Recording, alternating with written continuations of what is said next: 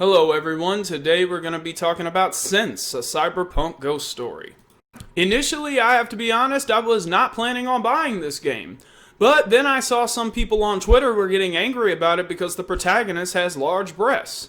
Now when I saw this, I'm just like, oh great, here we go. The flats on Twitter are mad because God forbid a protagonist female character has the audacity to have boobies.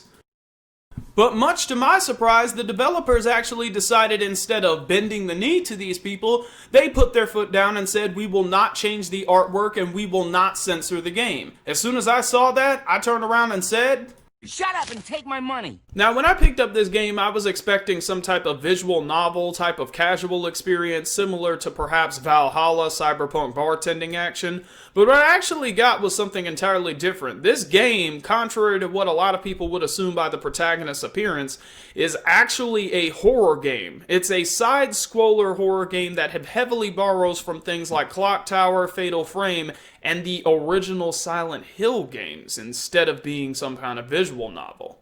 What?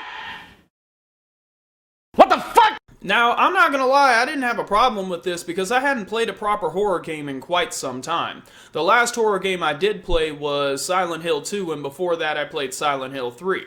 Now, that being said, these are games that actually made me afraid. This isn't like playing something like Resident Evil where it's basically just, oh my god, zombies. That doesn't inherently make the game scary. And this is also not a game that tries to borrow from the whole Five Nights at Freddy's tactic of jump scare everything. No.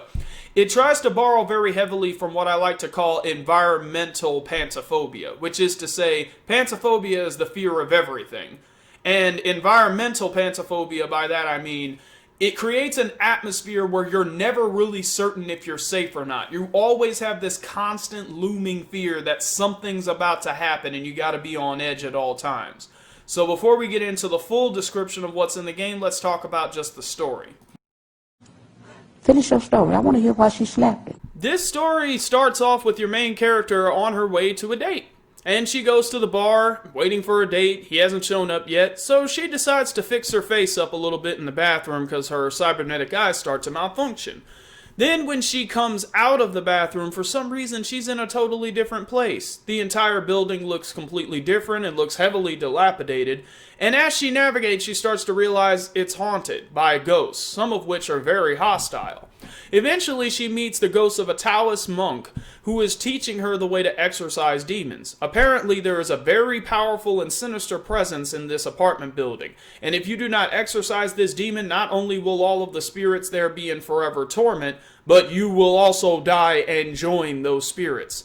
You have to exorcise this demon in order to escape the apartment building and return to your home world.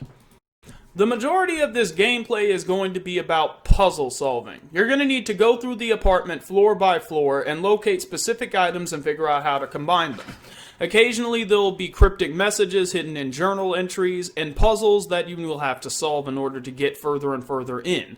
As you progress, you will occasionally interact with a ghost that will try to kill you. Sometimes you can avoid these ghosts by hiding, or sometimes you can exorcise them, and sometimes you're going to need a jade bangle to protect yourself. Eventually you will get a weapon that will allow you to directly attack certain ghosts, but only in very specific circumstances. The game is going to be mostly a matter of figuring out what pieces go together in what order. And this means you're going to have to flex that brain muscle a little bit. As you navigate through the floor, you will also occasionally find little snapshots you can take of seemingly mundane objects. And when you take the picture, you realize there was a ghost there the entire time. You know, you make it a little spoopy. A little more of a Fatal Frame style situation. But overall, would I recommend buying this game? Well, it's pretty straightforward. If you want to piss off the flats on Twitter, you should definitely buy it. If you want to support developers for standing up to a Twitter mob, you should also buy it. And if you happen to like games that have that more existential horror instead of just the lazy jump scare type horror, you should buy this game. It's pretty good, and it has a lot of little subtle nods and some of the little trinkets that you'll collect along the way. And I think that overall it's a pretty nice game. It's not terribly expensive, and if you're a little iffy on the price, just put it in your wish list and wait for it to go on sale. Thanks for watching. Give me some fear back, and have a good one. おっぱいすごい